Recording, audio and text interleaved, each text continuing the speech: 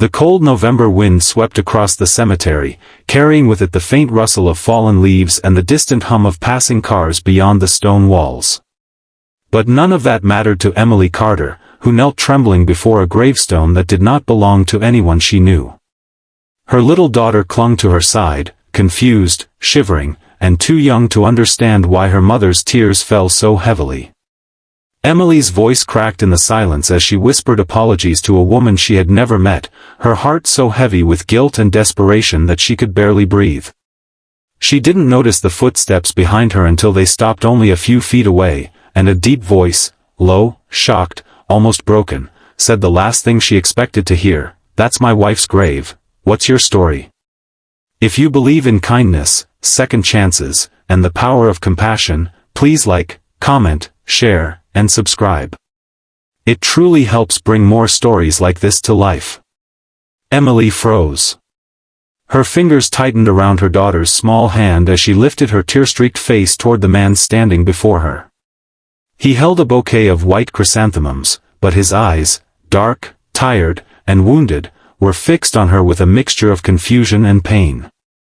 He was tall, dressed in a tailored gray blazer and polished shoes that hinted at wealth, yet his expression made him look incredibly human and heartbreakingly lost.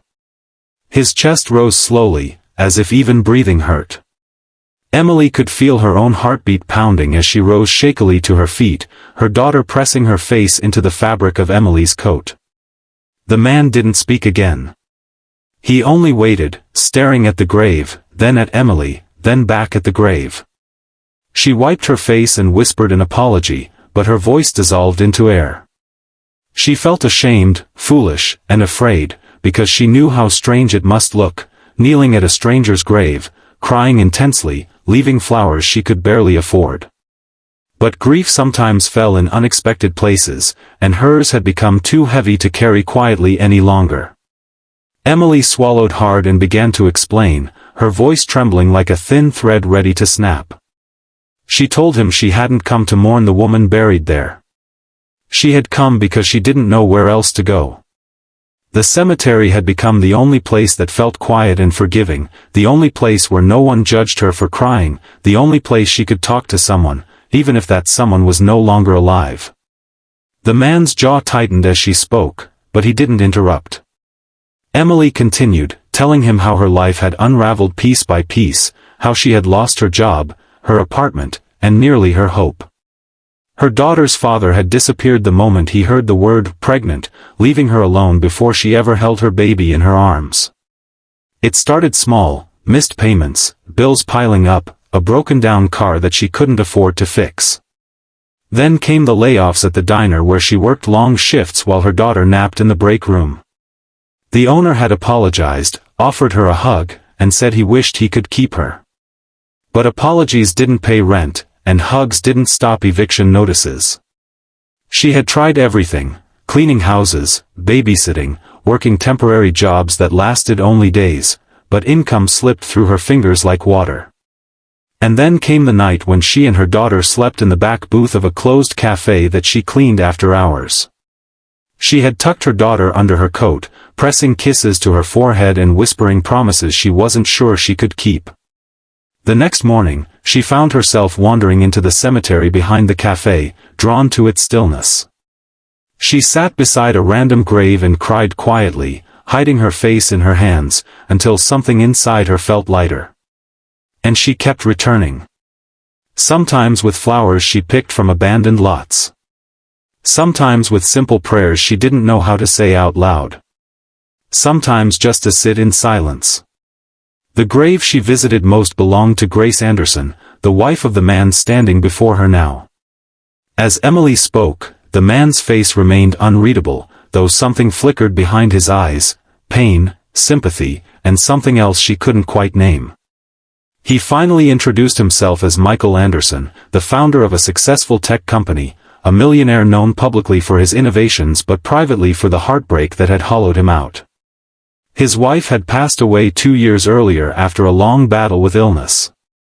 The cemetery was the only place where he felt close to her, where he could talk to her about his day, his company, his failures, and the loneliness that ate at him like a silent storm.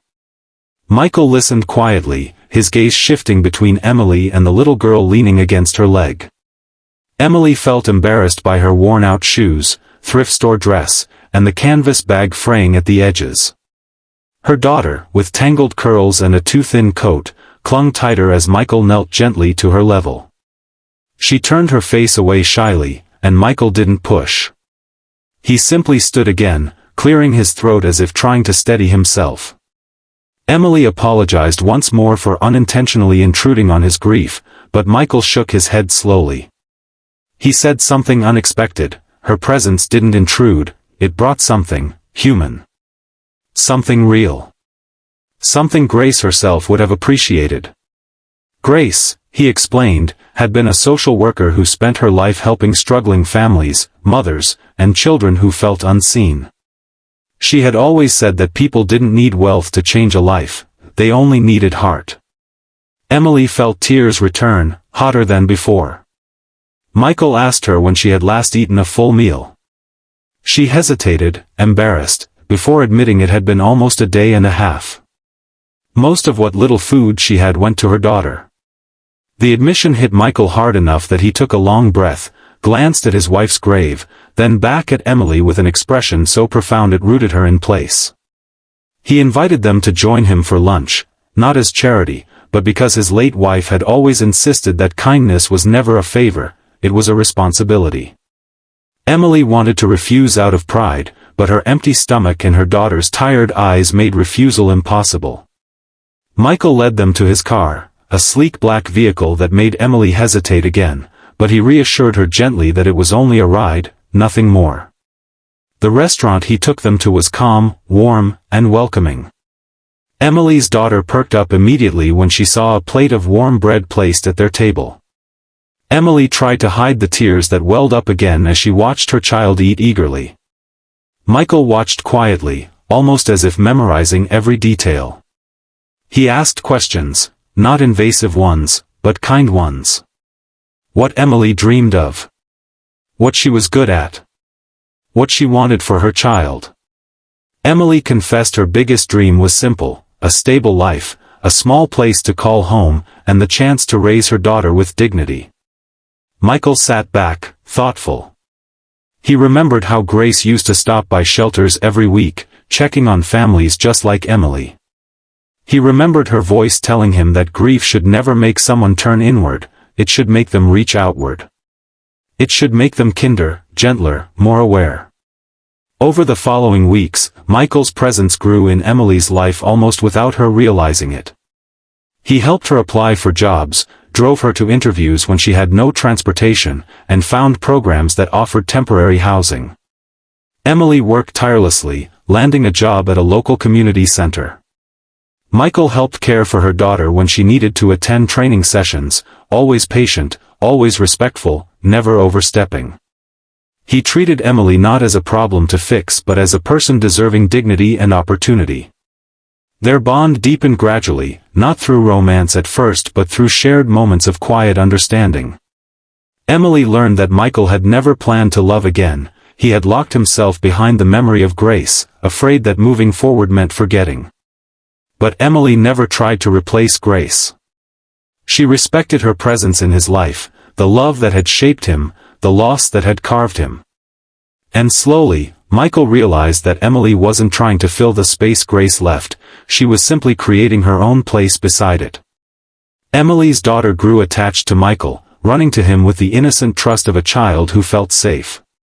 Michael felt his heart shift every time she wrapped her small arms around his leg or fell asleep on his shoulder. For the first time since Grace passed, he felt life breathe into his home again, warmth where there had been coldness, laughter where there had been silence. One evening, Michael brought Emily and her daughter to the cemetery. He carried fresh flowers while Emily carried her little girl, who clutched a small handmade card. At the grave, Emily knelt beside her daughter as the girl placed the card gently on the grass. Michael stood silently, his throat tight. The card had childish drawings, 4 figures holding hands. Emily, her daughter, Michael, and Grace as an angel drawn above them. It broke something open inside him.